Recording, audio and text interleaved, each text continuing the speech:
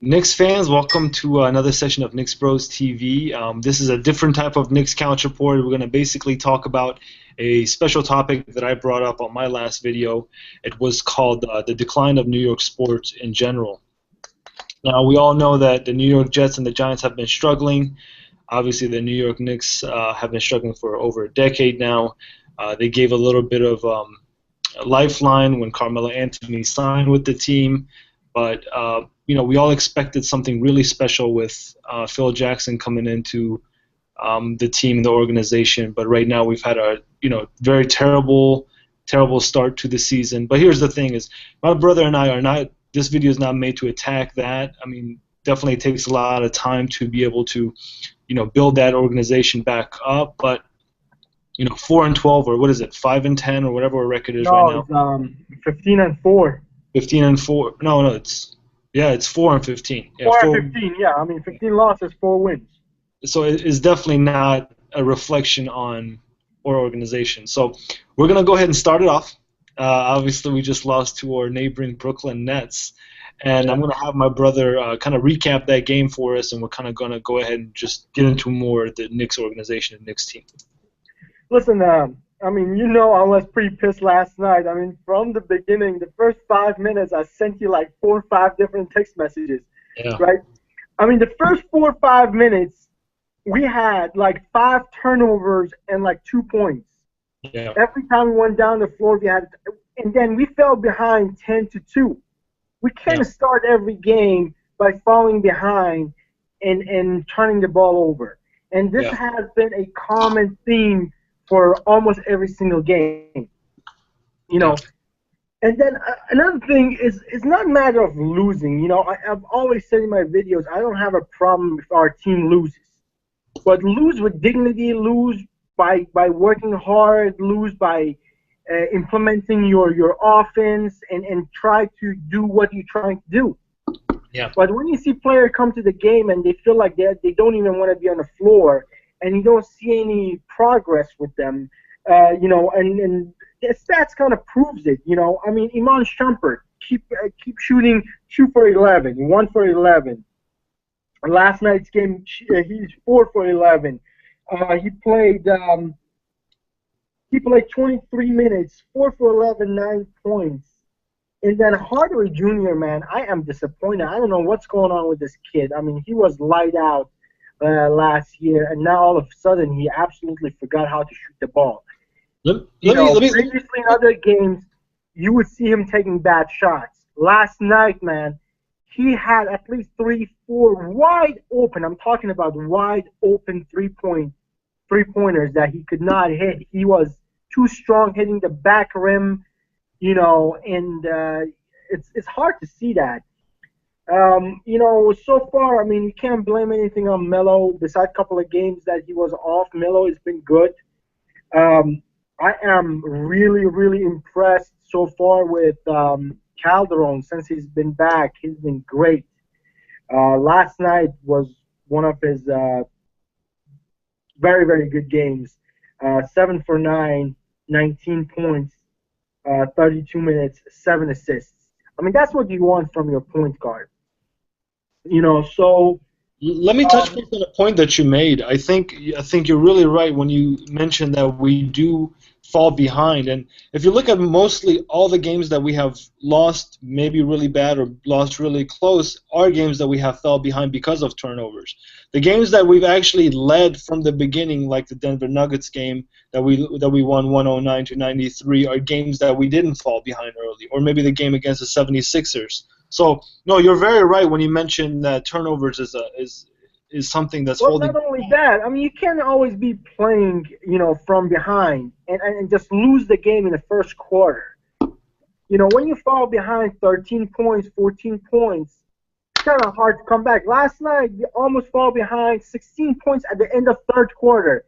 We do make a comeback at the fourth quarter. We get as close as from 3 points, and then we lose the game. Why? Because you give up so many points and you fall behind in the first quarter, and you're trying to catch up. You put pressure on yourself. You put pressure on the team. And this has been a big problem so far. What do you think about Stoudemire's progression? I mean, the thing Listen, that I like about Stoudemire right now, he has been. Stoudemire might not be a beast defensively, but he has done enough defensively, and he has done more than enough offensively so far. Yeah. You know, he bailed us, from embarrassment in many games, and he's been great. I'm not. He's been one of the positive points of this team so far. Him, Melo, Calderon, been great. Shane Yeah. Larkin, listen, what do you expect from a second year point guard? He's been good. I can't bash him too much. You know, He- but the players that really, really, really get to you are like J.R. Smith, that I'm really sick and tired of. yeah. Iman Shumpert, I don't know, Tim Hardaway Jr.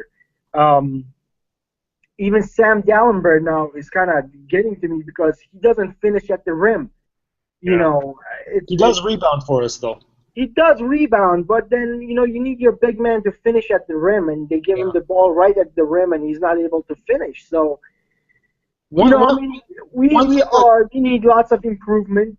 I am looking forward to mid December because that's when Phil Jackson can start doing some trades. I'm looking forward to see if J.R. Smith is gonna go, and I am positive that he's gonna go. He's gonna be traded. Now, what he's gonna be traded for, I don't know. because the I stock think levels drop. there are lots of teams that yeah, his attitude is bad and he has some personal issues, off the field issues. That's fine, but there are lots of teams that could use a scorer like him, and believe me, there will be teams that are going to ask for him. Now, the only question is what's going to be the asking price for him. See, if Phil Jackson is looking for draft picks, or he's looking to bring a young player in. Either way, I think it'll be improvement, or at least we'll be piling up on assets for next year. The one thing that really bothers me about Shane Larkin's play is, and this is something you've mentioned before, is the speed of the game that he plays, and it's like he just needs to calm down, pace himself a little bit, and be able to spread the ball around like Calderon does. But I think that's something that's going to come with experience. One thing that Calderon has done for our team is he's brought our team together as a team, meaning he passes the ball around a lot. You can see better ball movement with Calderon. Um, Let me ask you this, though, and this is something that I'm saying is because you know me, I watch a lot of Lakers games. And uh, obviously, the Lakers have won 2 straight games. Okay, Yeah, what I've seen in these last 2 straight games is Kobe Bryant has stepped back and he is assisting. Last night, his first basket came at third quarter. yeah, You know, because he kept passing the ball. He's made the players better around him. Do you right. think Carmelo Anthony is the type of player or leader that's able to make players better around him? Because obviously, right now with Iman Shumpert, with J.R. Smith, with all these Hardaway, with struggling guys, it's like, where's Carmelo Anthony's leadership? Listen, I see. Yes, you're right. Listen, Kobe Bryant, yes, steps back, but then he gives the ball to the people that shoot and score the ball. Carmelo Anthony can pass the ball around to Iman Shumpert wide open and he's gonna miss. He can pass the ball to Hardaway and he's gonna miss. Yeah. So the burden comes down on him and Calderon to score. For example, the Laker game that you're talking about, Kobe Bryant ended up 4 for 11, 12 points.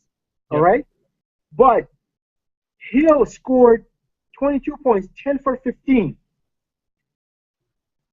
You have Johnson scored 5 for 6, 13 points.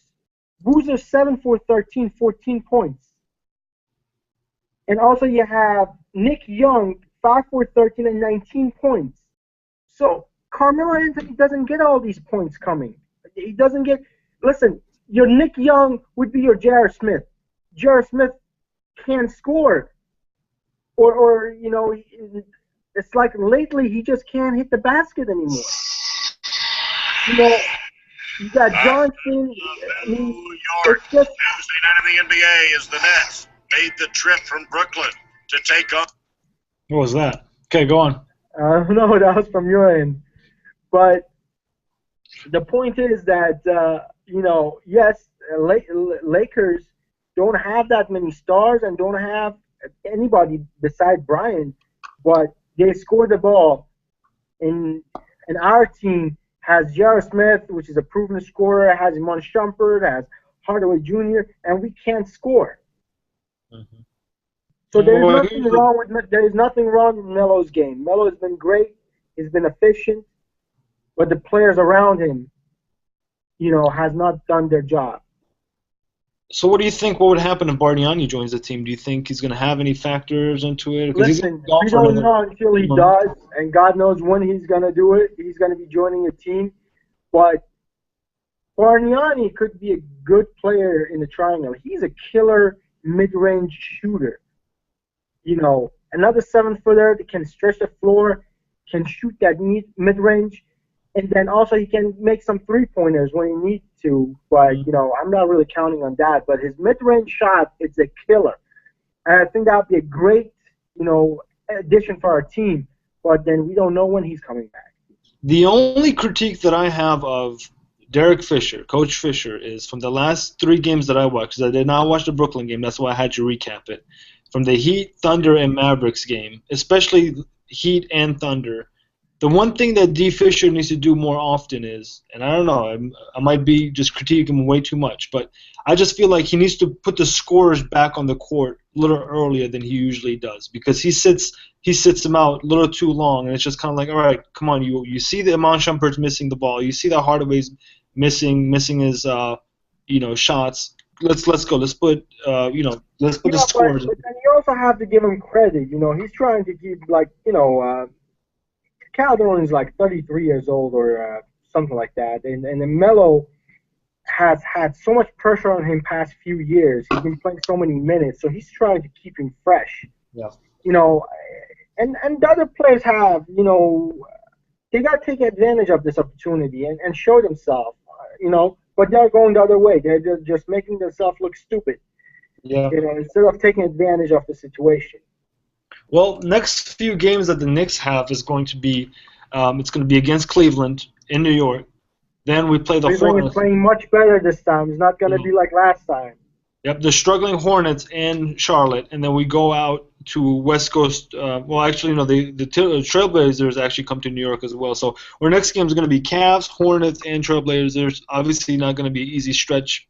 I'm going to close out the New York Knicks session on one last topic for us, and I know it's been a topic that you and I have discussed a lot, and that's going to be the future for the New York Knicks at the point guard position. Obviously, Calderon's not going to be a future point guard, as you mentioned, of being 33 years old.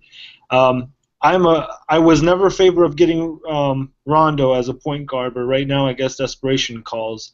I don't mind trading for him. What's your take on that, and what do you think we should? Who should we actually try to acquire? Listen, I don't mind acquiring Rondo in a free agency. I would not trade for him and give up our assets. We'll get him in free agency next year if he's available. And the only way I'm going to get him is if I can get Marc Gasol to come as well. I don't want only Rondo. Rondo is not a shooter. He's a facilitator. And he penetrates. Wow. So good luck trying to get Marc Gasol. If I can get Rondo and Marc Gasol or Rondo and LaMarcus Aldridge, I definitely go for it. Yeah. But if I have to choose between a point guard or a big man, I definitely will take Marc Gasol over Rajon Rondo. Okay. All righty. So obviously the topic of this Google Plus Hangout is going to be the decline of New York sports in general. So the New York Knicks being one side of it. The other side is going to be, I'm going to slightly try to touch base on this, is going to be the struggling New York Jets. Obviously, the Jets just lost to the Miami Dolphins. It came down to the wire. Score was 16-13. Now the Jets only have 2 wins and 10 losses on the year. They're definitely in the hunt for having a very successful pick. Whether they want to draft a quarterback or if they want to test a free agency. The one thing that I really dislike about what happened here is we went back to Geno Smith. And it's like we're constantly trying to stir up this quarterback controversy, and at the end of it, there is no controversy. Geno Smith is garbage. Michael Vick, in my perspective, has given up on playing football, And it's like, why not hand the ball to a younger guy named Matt Sims? I mean, how bad can the season get?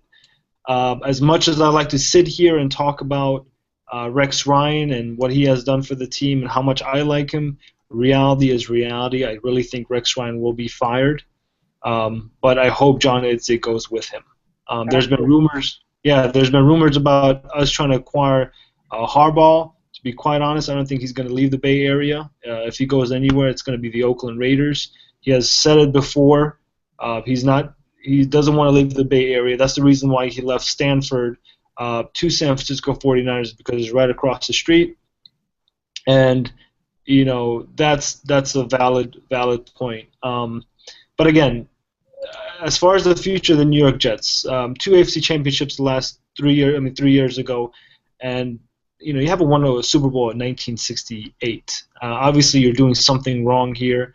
And I know a lot of Giants fans, and we're going to get into the Giants in a minute, everyone's kind of feeling down and saying, well, the Giants organization is terrible, da-da-da-da. You know what? I would love to have the reflection of the Giants organization for the Jets, to be able to have those Super Bowl rings. But, again, if you want to hold yourself to those standards, I guess, it is panic time for the Giants because, Tom Coughlin, and I really think... my friend, it's always about what have you done for me lately. Yeah. And Jerry Reese has failed past 3 or 4 years. He has put on garbage product on the field. Yeah. And in my opinion, it's time for him to go. Maybe even for Coughlin, as much as I love Coughlin, but I think what, we need a new, fresh blood in our team. Does Eli still have it? What happened? Does Eli still have it, do you think? You know what? Past 3-4 years, I haven't seen anything. But you know what? Until we fix that offensive line, we won't be able to tell if he still has it or not. What's amazing is the Giants had a struggling offensive line, and it's like they did nothing, almost nothing. Well, that's what I'm saying. That's what I'm saying. Jerry Reese has failed because this issue, we've had it for the past 3 years, and he has done nothing to fix the issue. Yeah. And it's sad. Giants have hit the lowest point of their franchise, I guess, losing to Jaguars 1-10, being up 21-0, and losing 22-21. It's unbelievable. It's unbelievable how this team turned from last time that they won the Super Bowl. I mean, the downhill tumble that they took is amazing. It's Jerry Reese hasn't done nothing to fix this team, and there is no excuse. There is no excuse. He had enough time, so he needs to go, and he needs to be replaced with somebody that can fix this team and bring acceptable talent for Giants fans, for New York fans in general, because this is unacceptable right now. Yeah. Well, I think when it comes down to it, there has been some positive notes where we were able to see Odell Beckham Jr. Go into next year. And what's amazing about the Jets is, we ended up getting Percy Harvin, and nothing came out of that. It just felt like it was a desperation call. But I'm hoping maybe something that he'll be able to build chemistry with the team next year. But I think more than anything that's frustrating is that, being able to get Chris Johnson, that he didn't run anything. I mean, he didn't do anything for us. I know against the Miami game he had a one, he picked up some yards, but that's really about it. But I really think, both teams are honestly, I didn't expect this type of season for the Jets, nor did I expect that for the Giants. Now let me ask you this. I expect that from the Knicks. Listen, it has been horrible. Yeah. It has been a horrible sport year for us so far. Yeah, if Rex Ryan was able to was let go, where do you think he's going to end up? I don't know. I mean, he's definitely going to get another head coaching job. Absolutely. I mean, there is listen, the GM puts a talent on the field. He has to coach, and if he doesn't have enough talent, there's not much he can do. Rex Ryan with enough talent can take any team to a Super Bowl. Yeah. The one area that Rex Ryan frustrates me in is, and I've said this in my last previous videos, is with any type of product you give him, he's going to think positive about it. He's going to do his best. But he needs to keep his mouth shut, because what he kept saying and doing was, man, I got the greatest team ever. We're going to do this. And he built up a bigger hype for him than the team actually really had. Absolutely. And He needs he wasn't to able stay to quiet and deliver. go under the radar. Yeah, yeah. And you know, that's what the media welcomes in New York. And I think that's one of the reason why, or the sport teams do struggle the way they do, is because of that media pressure. But again, those are just excuses. Players get paid enough money to be able to handle that. So obviously the Yankees are not what they used to be. They're not spending like they used to be. The rivals, Man, Red Sox, are every day I pray and I wish that the boss was still alive. George Steinbrenner was still alive, because our Yankees would not be looking like this and losing free agency to Red Sox or to any other team. Yeah. So, listen, I really miss him, but so far Yankees haven't done nothing to counter the moves that the teams in the AL East have done. So I am so far very, very disappointed. But, you know, it's not over yet. They might do some moves, you know, I don't know. But so far the Yankees look like the last team in AL East. Yeah. And there is no defending that, and there is no place for anybody to argue that. If you look at the Blue Jays improved. They got a new third baseman. The Red Sox definitely improved, and they still are after getting Samardzija from Oakland, and also trying to sign Lester. So they are definitely much, much, much, much more improved. I don't know much about what Tampa Bay did, but Tampa Bay was good last year. Still they're gonna be good. They always, have some kind of young talent. So listen, Orioles, they're gonna be right there. We have done nothing but disappointment so far. I don't know what to tell you. This is the area where I sit and think about this all the time. I'm like, with Jeter leaving the team or obviously retiring, this could have easily been Robinson Cano's team if he would have stayed. Absolutely. And so, yeah, I mean, honestly, I don't have much answers. Now, as far as the Knicks are concerned, I still think there's definitely some positive to be seen out of it. The team chemistry is almost there. It's just going back to the basics, being able to make the shots, being able to hustle on the defensive end. And the other thing is please guard the 3-point. Oh my God! Stop, that's right. giving them so much. Yeah, and that's how we fall behind. Is you're giving up threes and then you can't make shots, and the next thing you know, you're down by 7 going into. Almost every team makes 3-pointers rain on us like there is no tomorrow, man. Yeah. It's like amazing. Utah Jazz, Denver Nuggets. How many wide open 3-pointers we give up? It's just I don't know how to explain that. Yeah. Just freaking guard your man, watch where your man is going, stay with him. How hard is that? Yeah. And the reason why I say that the Knicks season is obviously still being able to turn it around. One, it's a long season. The other factor is we are in the Eastern Division. That's the good thing. If we're in the West, I would say, you know what, it's a done deal. But we're in the East. Things still can be on a positive note. All it takes is, go on a 2 to 3 winning game, stretch, being able to win those games. And I think we're able to turn it around. The number one thing is just to make sure that Carmelo Anthony remains healthy. He did miss a couple of games because of that back spasms. Right. But I think that's one thing we can still look forward to. Listen, right now in the Eastern Conference, the 8th seed in the Eastern Conference is Brooklyn Nets with 7 wins. Yeah. We have 4, so we are not that far behind. Not at all. So it's still a long way to go, and it's still a long way for us to improve and get healthy and bring Bargnani and see if that's going to improve, or the current player to improve, or a little trade here and there maybe is going to improve. We are not done. So the Knicks season is still gonna be going. We still have a chance to make it Yeah. to playoffs. I mean, I'm pretty sure we're not gonna go far in playoffs, but you know what?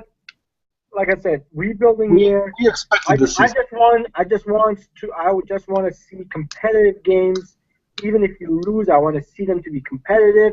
I want to see them stop giving up so many points in the first quarter, and fall behind. I want them to come out of halftime with a little bit more fire because third quarter has usually been the Achilles heel for us. So all in all, like I said, I just want to see effort and I want to see players hustle. That's all I'm asking for this season. Now, next season is a different story when you bring in free agents. If we Yeah. do, that's a different story. But this season, that's pretty much it. Closing notes here. Before we close the session here, one thing I want to do is I want to give a round of applause to Pablo Prigioni. Yeah, absolutely, man. Absolutely. Listen, a early season MVP for our team. The oldest man on the team. Super consistent. Always you can count on him to hit the threes, bro. Yeah. So the other thing I want you to kind of give me your opinion on is give me your 5 starters that you want to see consistently throughout the season. Meaning, who's the five individuals you want starting for the Knicks, based on the performance that you've seen this year. Just see them consistently because we see a lot of change in the lineup. I want to see Melo, Calderon, of course, Quincy AC. Quincy AC as your power forward? I think so. Yeah, I'll put Quincy AC at power forward and play Melo at small forward. And then two guard, I mean, I have no other choice but using Shumpert, Yeah. Calderon as your point guard. I think he's better than Smith anyway, at least defensively. Mm-hmm. And then if Bargnani is healthy, I'll play him as a center, as a number 5. Bring Stoudemire and Davenport off the bench. I'll bring Stoudemire and Smith off the bench, so that gives us a little bit scoring off the bench where they come when the second unit comes in. So that way we have some scoring coming off the bench as well. Yeah.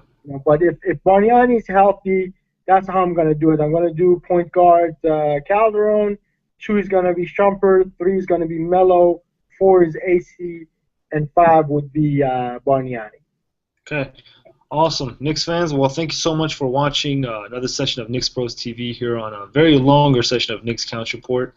We do want to thank all of our subscribers and everyone that leaves a comment. This is a long video, but I think it was well deserved.